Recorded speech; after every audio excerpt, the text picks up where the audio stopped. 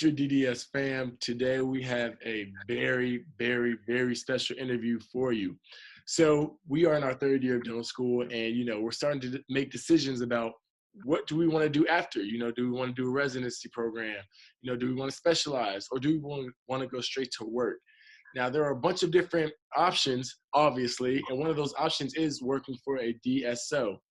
The DSO that we're actually going to focus on today is Heartland Dental. They've been very active in the Tufts community, and we thought it would be a great idea if, we had one of their amazing dentists come on for us to interview him and really kind of get the ins about how it is to work at Heartland. I want him to go ahead and introduce himself and kind of give a brief description of his journey to dental school. Hey guys, great to meet you. Dr. Carlos Benavides Davila, and very happy to share my experience with you guys. Now I'll be talking and all my experiences in regards to dental school, and more specifically working with Heartland. I'll be speaking based on my personal experience. It's similar throughout the general stuff. However, the specifics of when I joined were pretty particular, but I'm from Southern Arizona area, the border with Mexico.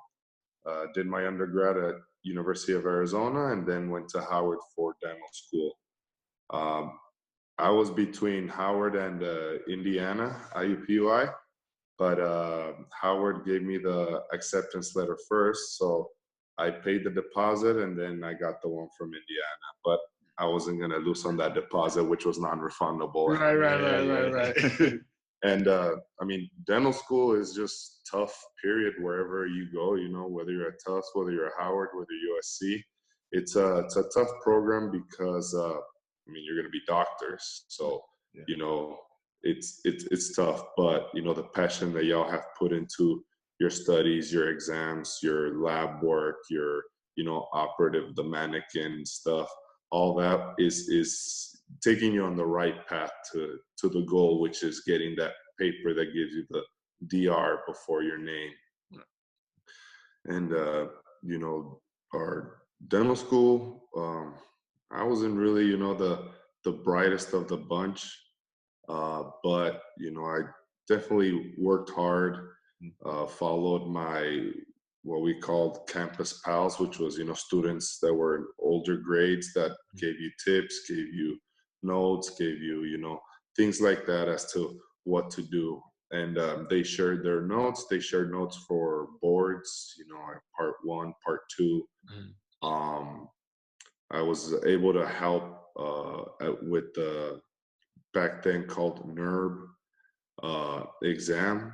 My first 3 years there as a translator, so people that came with Hispanic patients that needed an interpreter, so I volunteered and helped that way. So that gave me personally an idea of how those type of examinations were going to go.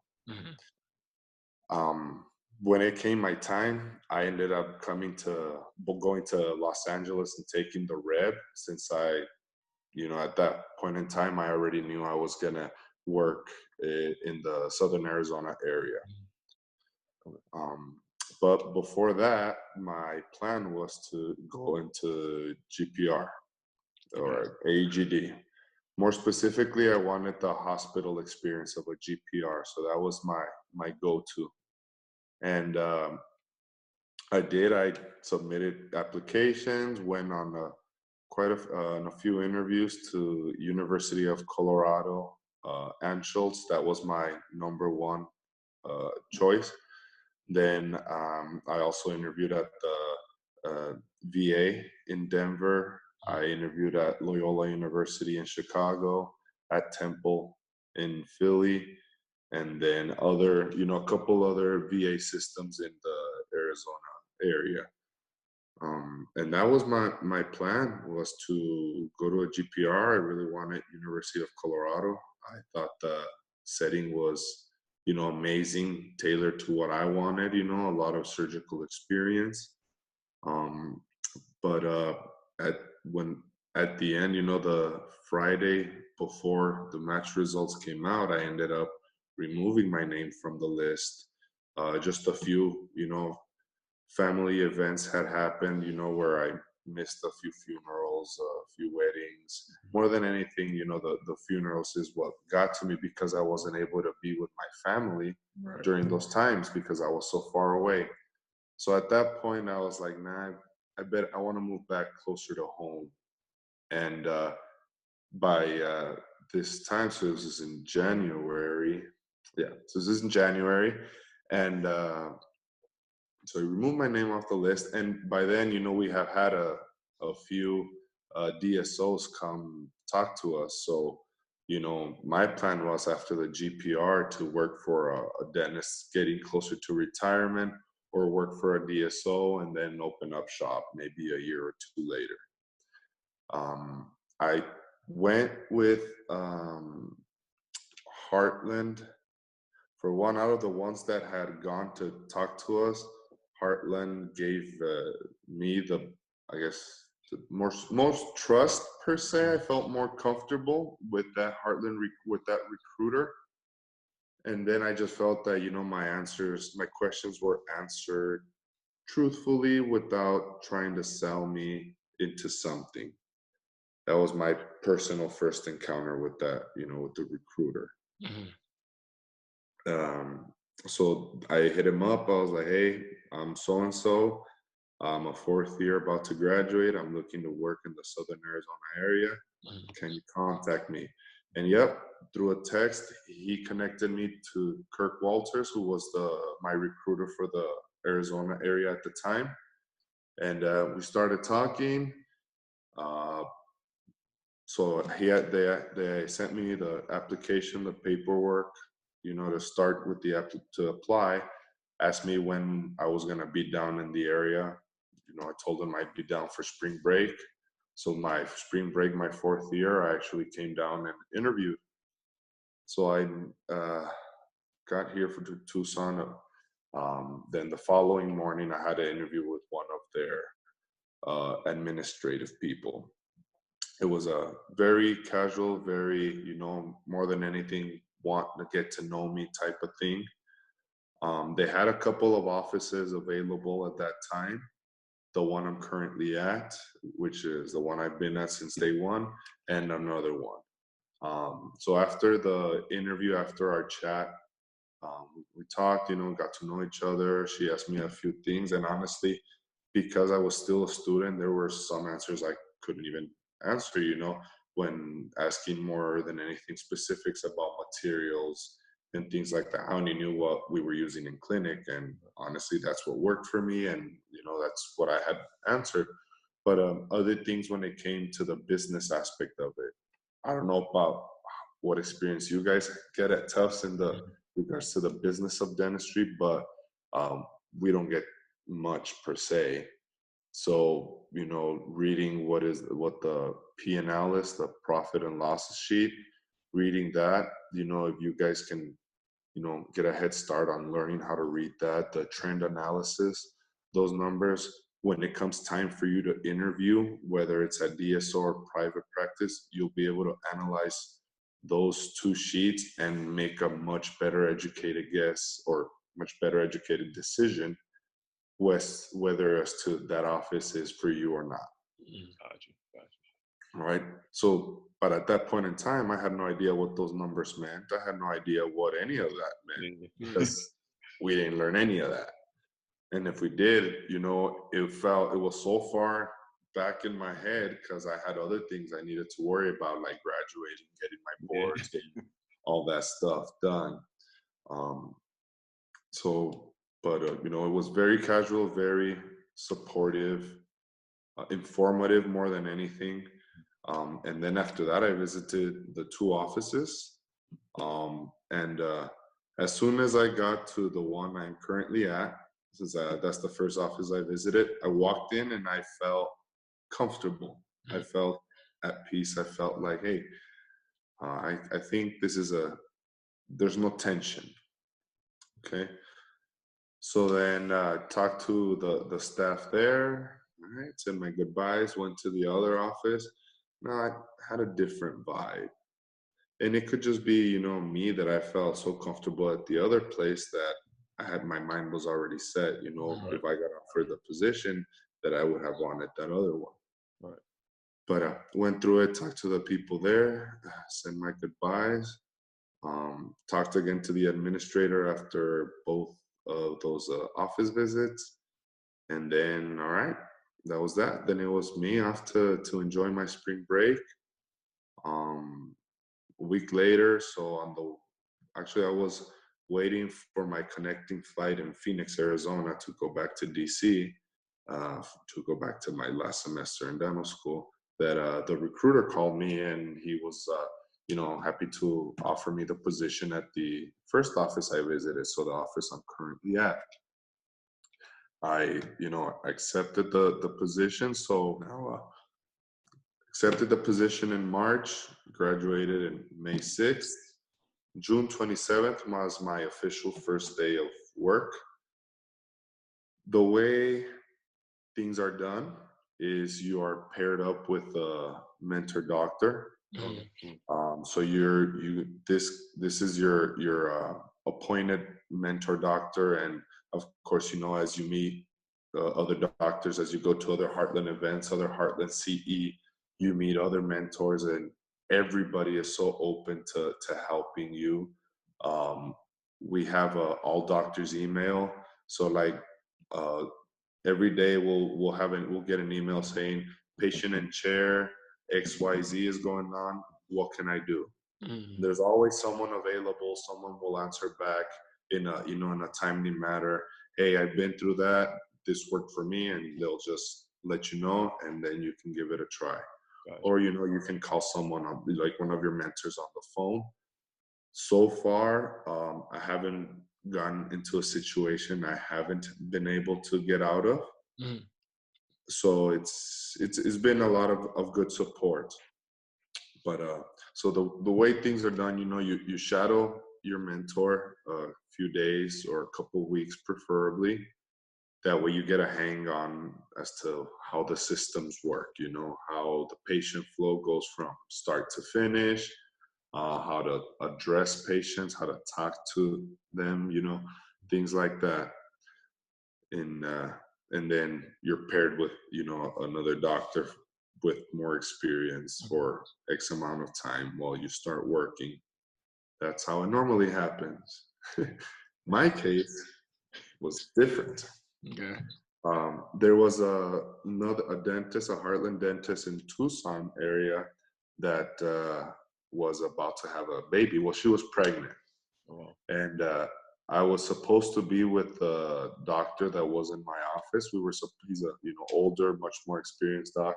We're supposed to be 3 weeks together so that I can get the hang of things and get the ball rolling. all right. At that point in time, that was when the maternity leave started for that other doctor that was going to have the baby. Mm. Well, to our luck, the weekend before, I was supposed to start with a more experienced doctor.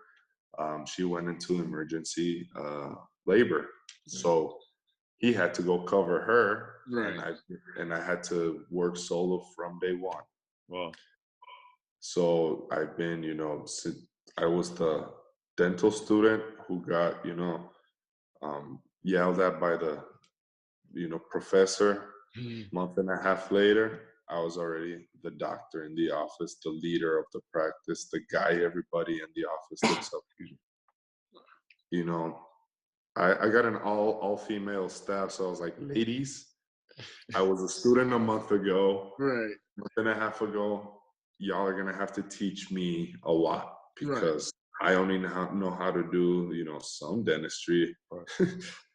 And at first I thought I was gonna be very far behind because going from the student to working, I don't know what the clinic day looks for you guys, but for us, if we were lucky to see two patients in the day, in morning and afternoon clinic, Mhm. we were lucky. So I mean, but like I said, I haven't been into a situation that I haven't been able to get out of. And that's just by me starting, without anybody there, which was fun. I think, Howard gave me a really good basic understanding. I did, bust my rear to at least have a basic understanding of things. And now, as I've worked, all of that understanding has just continued to develop. And there's been a lot of aha moments that, like, oh, so that's why in dental school we were taught this XYZ, you know.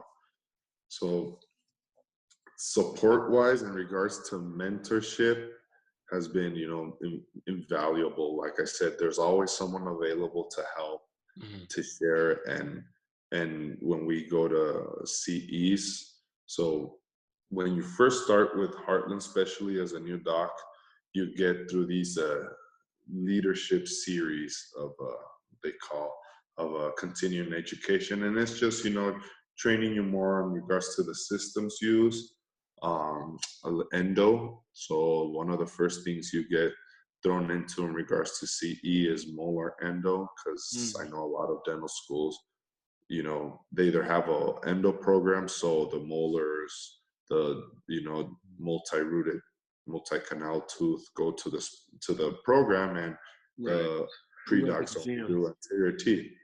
But that was one of the ones I really enjoyed the most. It really solidified my understanding as the, root canals from start to finish, more.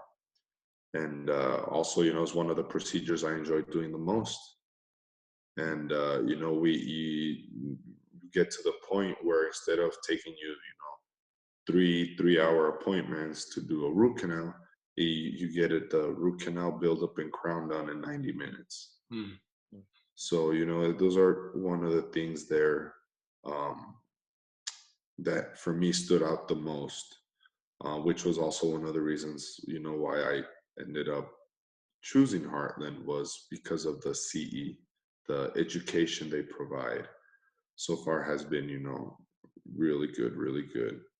Invisalign certified, from the get go, and obviously you gotta pick the cases you want to start with. Very simple relapses, things like that. And as long as you follow those guidelines, you continue to get success. And but yeah, the education is really good. We do get a lot of CEs, and they're all provided by Heartland. I'm at the point in my career where I'm placing implants, doing full mouth rehab with implants. So if excuse me, if I want to expand my skill set, my services in that aspect, I can look for a CE that'll teach me, or expand my skill set in grafting, sinus lifts, ridge splits, things like that. And Gotcha. now I'm at 3.5 years, excuse me, working now, and each year more and more CEs are added to the Heartland curriculum. Mhm. So things that I wanted to take as a first year, doctor, that I would have had to take, you know, externally, are now being able to take with Heartland. And like I said, Cool, cool.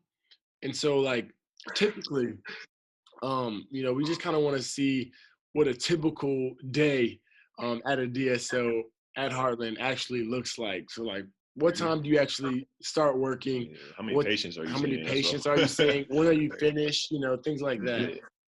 so in my office, we work from 9 to 4, Monday through Friday. Okay.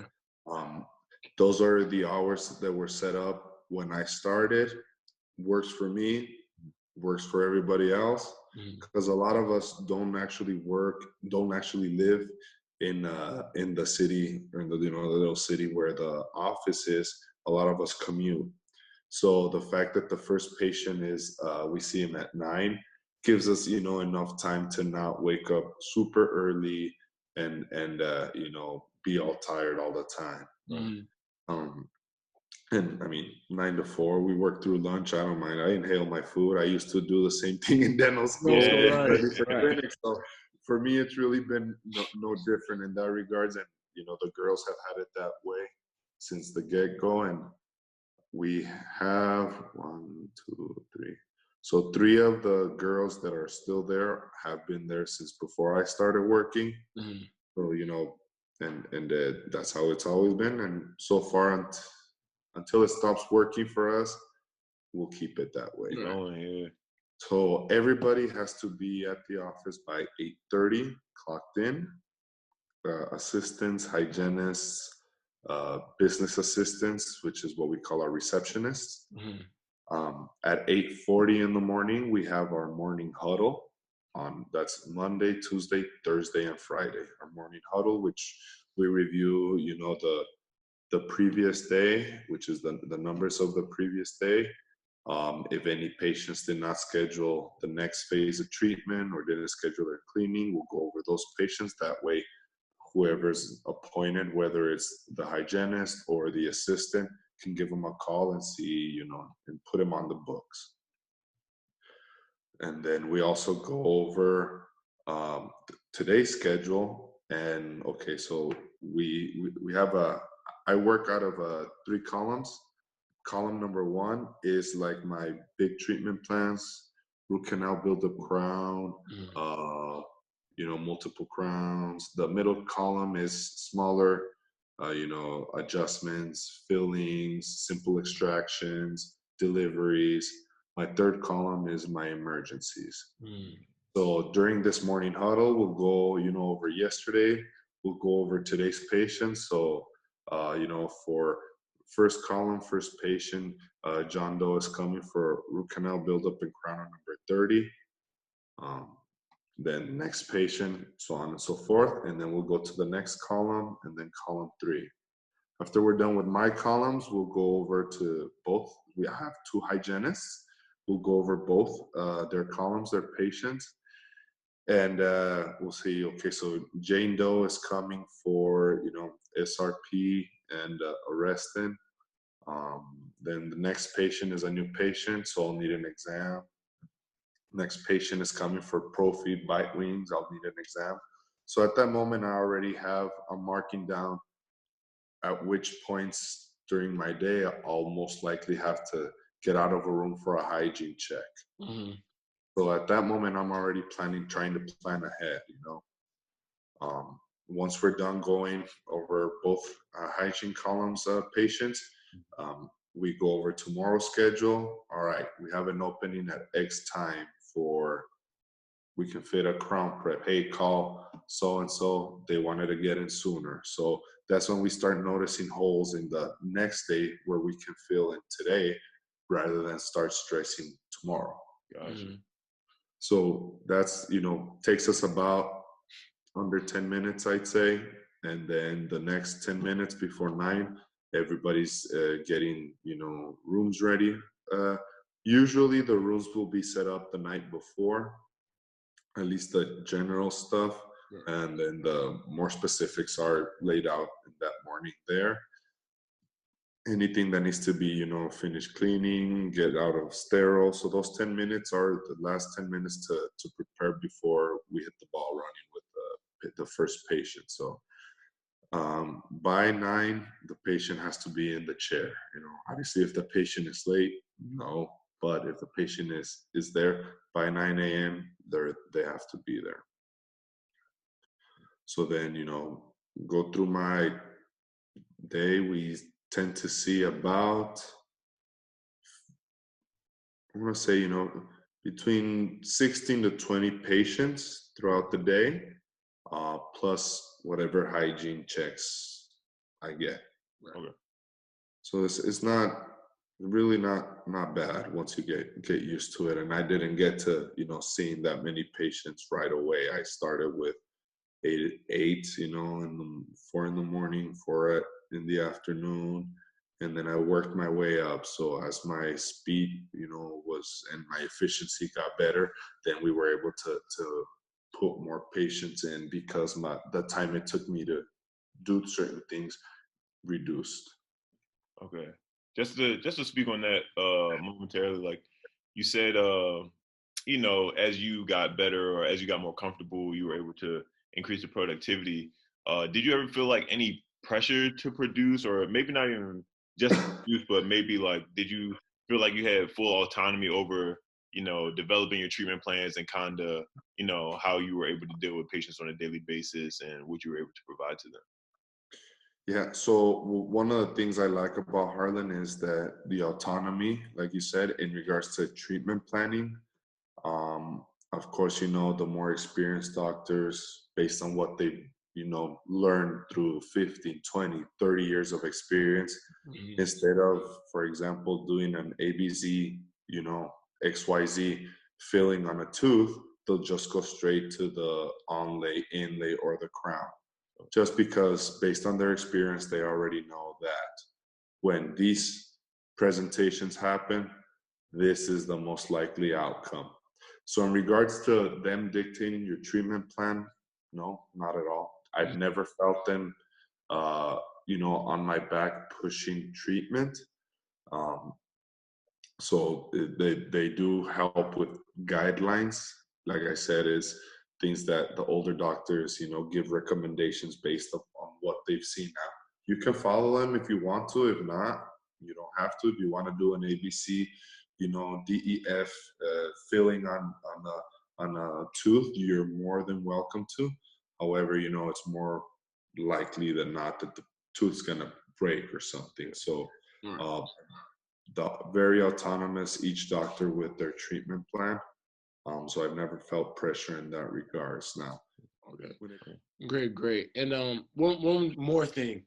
Mhm. As far as being ready, I mean, granted, you told us that you were kind of thrown in, and obviously you're here now. You're doing great. Yeah.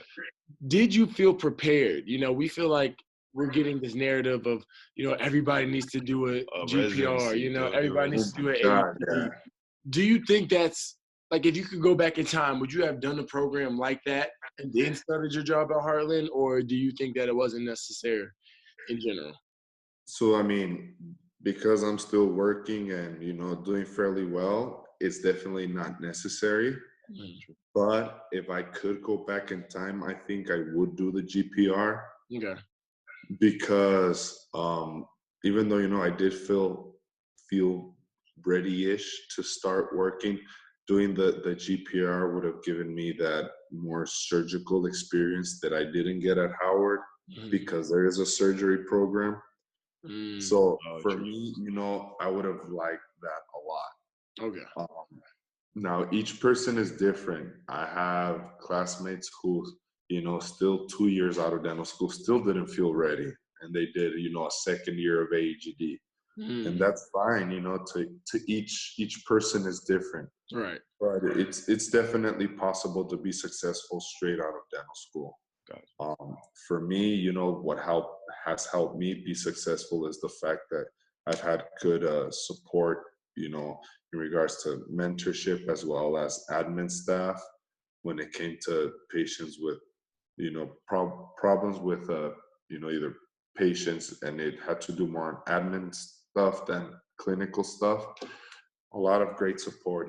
If you need one of the leader administrators to come help you resolve an issue, whether it's with the staff members or a patient, they'll come and help you out. So the support is there, and it's one of the things that has helped me. Yes. Great. Great.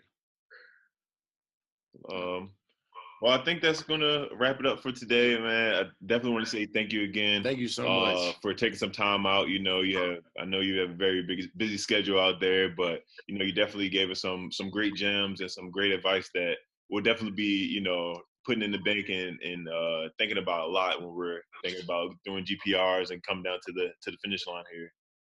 My pleasure, and I'm here to help. If you guys, have any other questions, don't hesitate and hit me up, text me, and we'll set Definitely. something up. If we want to do a little, something similar like this with a few more people with your class, I mean, I'm open for that. I'm open. I just want to be able to help and share of, my experiences, so hopefully it can help somebody else. I wish, that at that stage in my career where you guys are at, that I Mm. would have started doing what you guys are doing. But I mean, everything worked out. Right. But now you guys will have more tools, more information to make a better decision, less stressful per se, because you'll already know, what to look for, Right. or you'll be just better informed with each DSO you guys are talking to, as well as, GPR, AEGD stuff. Definitely. Well, I think that's going to wrap it up again for everyone. Thank you guys for tuning in and watching us again. Thank you, Dr. Benvedilla. So thank you. I said that right, didn't I? Dr. Benvedilla? Benavides. I apologize. You guys are good. Yeah, definitely want to say thank you again for that. And if you have any questions for us or any questions for Doc, make sure you add it down to the comments, or send us a message on Instagram, and we'll definitely reach out, Dr. Carlos, and make sure we get the questions answered for you guys. But it's gonna be it. If you want to add anything else, just continue doing your thing. There is a light at the end of the tunnel, and just I'm looking for it. Very blurry, but it's there. And things do get better. Okay. All right. Thank you. We appreciate it so much. Appreciate you guys.